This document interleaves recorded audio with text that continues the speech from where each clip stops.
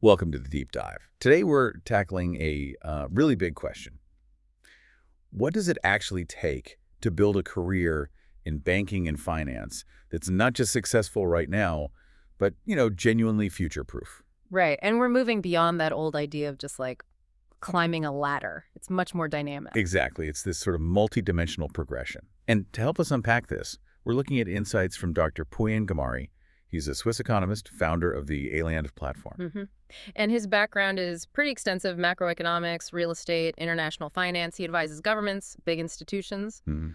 really focused on sustainable growth, digital transformation, and ethical leadership. Important stuff. Definitely. So the mission for you, listening in, is to come away with a better handle on the skills, the knowledge, the strategies you really need to thrive today. Not just survive, but thrive. Yeah, moving beyond just like textbook knowledge to something more holistic. Right. Actionable insights, hopefully, no matter where you are in your career or, how tech-savvy you feel right now. Okay, let's dive in. Dr. Ghamari talks about some big foundational shifts. Core stuff still matters, but competence, it means something different now. That's a great starting point. He stresses that, yes, your core financial acumen, things like financial modeling, risk assessment, valuation, understanding macroeconomics, regulations, that's still your entry ticket, your passport, as he puts it. You can't even get in the door without it. Pretty much. But, and this is the key thing, that passport alone doesn't guarantee you'll thrive long term. Innovation is just changing everything so fast. What does that mean practically? Well, Dr. Ghamari points to being familiar with digital banking platforms, understanding algorithmic trading, where computers make the trades, getting your head around machine learning models, even blockchain applications. These aren't niche anymore. Right. Blockchain isn't just crypto. It's about secure data, other applications too. Exactly. And his point is, even if your job feels very traditional today, the underlying infrastructure, the whole system, is going digital. So upgrading those digital skills isn't optional. It's about staying relevant. It's about staying in the game, really. And speaking of staying relevant, he makes this great point that finance isn't just about the numbers. Markets are. Well, they're driven by people, by psychology, Wow. uncertainty. Okay. So critical thinking, adaptability, those become super important. Hugely important. It's not just analyzing data, it's questioning assumptions, looking deeper, and crucially, being able to shift strategy when things get messy or ambiguous. So the people who really add value are the ones who can see patterns others miss or anticipate shifts. Precisely. And respond quickly when disruptions happen. That agility is key. How do you even develop that? It sounds hard. Well, he suggests things like digging into real-world case studies, maybe studying things outside your direct field, interdisciplinary learning, or even just pushing your comfort zone. Like taking on a different role for a bit, a second lordment or something. Yeah, or maybe trying an entrepreneurial project, a global rotation, anything that forces you to see things differently, handle ambiguity. It builds that mental muscle. Okay, that makes sense. Now, you mentioned digital earlier, but let's talk digital fluency. Dr. Ghamari calls digital transformation the architecture of modern finance. That's a strong statement. It really is, because Yeah. it's breaking down all the old silos, isn't it? Technology is kind of the framework now.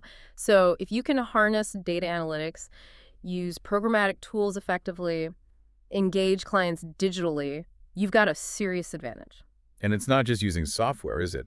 He mentions specific platforms. Yeah, there's a growing expectation, especially in areas like analytics, risk, trading, to have at least a working knowledge of things like Python, R, SQL, even those low-code tools that help automate things. Right, tools that let you build solutions without being a deep coder. Exactly. But it's broader than just the tools. Understanding cybersecurity is massive, data privacy, and technology for compliance. Because trust is everything in finance. Right. Lose that and... And you're done. These aren't just IT issues anymore. They're fundamental business risks. Okay, let's shift gears a bit. Away from the tech towards the human side. Yeah. Emotional intelligence. Dr. Ghamari argues this is fundamental for lasting success. He's absolutely spot on. Finance runs on numbers, sure, but success is built by people. EQ, that's self-awareness, empathy, influence, resilience. It's how you navigate organizations, lead teams, build those vital client relationships. It's the soft skills that are actually really hard skills. You could say that, yeah. Think about who gets the big responsibilities. It's often the people who are great listeners, who get cultural nuances, who handle tricky situations with diplomacy, right? Global negotiations, tricky restructurings, and Yeah, yeah, you need more than just a spreadsheet for that. absolutely. Those skills build trust, foster collaboration, essential stuff. Okay, so we've got this new foundation. Core skills updated, critical thinking, digital fluency, EQ. Now, what about more formal markers like certifications? Dr. Ghamari talks about those too. Let's start at the big one, the CFA. Right, the chartered financial analyst, he still positions it as the gold standard. It signals that analytical rigor and, importantly, a commitment to ethics. And it covers a lot of ground. Oh, yeah. Investment analysis, portfolio management, professional standards. It definitely opens doors, asset management, research, corporate finance. And it travels well. Right. Recognized globally. Very much so. It signals competence, discipline, wherever you are. He acknowledges it's tough, it's intellectually demanding. An understatement, probably. Yeah, perhaps. But he stresses it really builds that problem-solving mindset. That's a huge part of its value. Okay, then there's the FRM Financial Risk Manager. That sounds pretty relevant right now. Increasingly vital, yeah. With market volatility, regulatory scrutiny, all the digital threats we talked about, understanding risk is critical. So the FRM focuses specifically on that. Market risk, credit risk. Exactly. Market, credit, operational, even systemic risk. FRM holders really shape the risk culture in banks, investment firms, you name it. And the curriculum is very practical, focused on current challenges. He mentions others too, briefly. Like the CPA. Yeah, the certified public accountant is still very relevant for audit, compliance, financial control roles. And the CIIA chartered alternative investment analyst if you're going into, say, private equity, hedge funds, real assets. And newer ones too. Fintech, data analytics. Certifications in those specialized areas like fintech or sustainability finance can be real differentiators now, especially in niche fields. But here's a key point he makes. Certifications aren't a magic bullet, are they? Not a panacea, he says. That's such an important caution. They're valuable, no doubt, but they need to be integrated with actual experience, with continuous learning. A certificate on the wall isn't enough if the skills aren't current or applied. You have to keep learning and doing. Exactly. Their real power comes from the expertise and the integrity they represent, combined with everything else you bring. Okay, that makes sense. Let's move on to something else vital, networking. But Dr. Ghamari talks about strategic networking. What's the difference? It's about depth over breadth, really. He sees networks not just as contacts, but as ecosystems, built on trust, influence, shared opportunities. It's about nurturing real relationships, not just transactional ones. Like not just collecting LinkedIn connections. Precisely. Yeah. And mentorship is a huge part of this. Finding people you respect, building connections genuinely with curiosity, humility, and being ready to offer value back, not just asking for help. So finding good mentors is key. They become allies. Lifelong allies, advocates sometimes.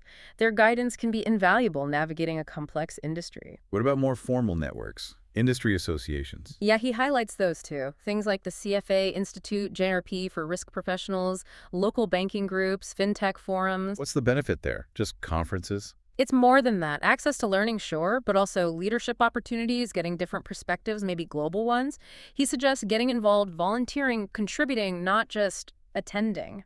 And speaking of global, finance is obviously very international. How important is that cross-border experience?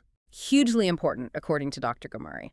Getting exposure to different markets, regulations, cultures, whether through assignments abroad, cross-border projects, even remote collaboration, it builds what he calls global fluency. And big multinational firms really value that. Highly value it. It shows adaptability and a broader understanding. Okay, and what about the digital side of networking?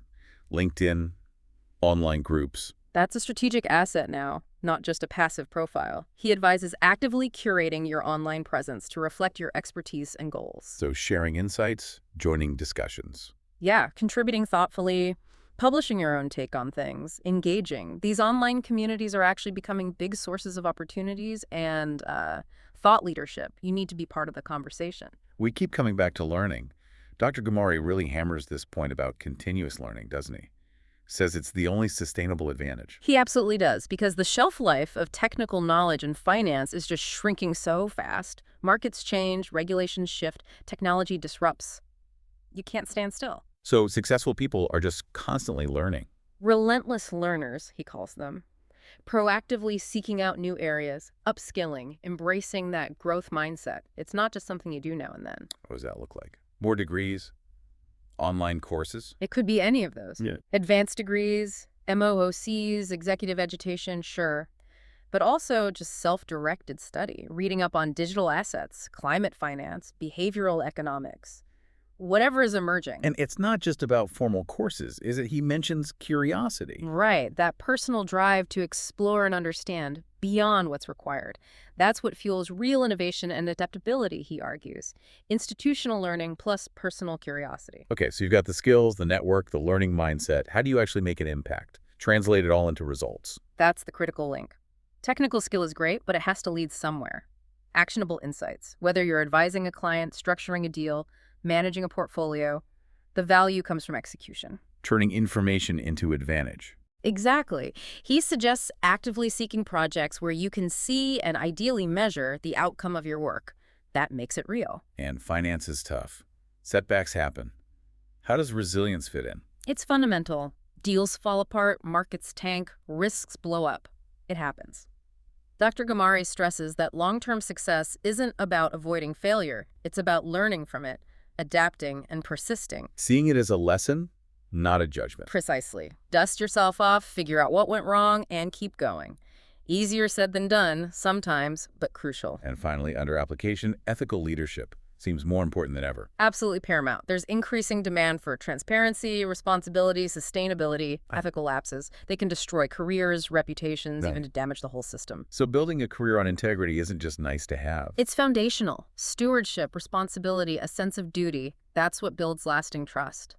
Looking ahead now, Dr. Ghamari offers some more advanced perspectives. Future-proofing, he talks about embracing innovation. Yeah, staying alert to the big shifts. Blockchain, DeFi, decentralized finance, AI, alternative finance models.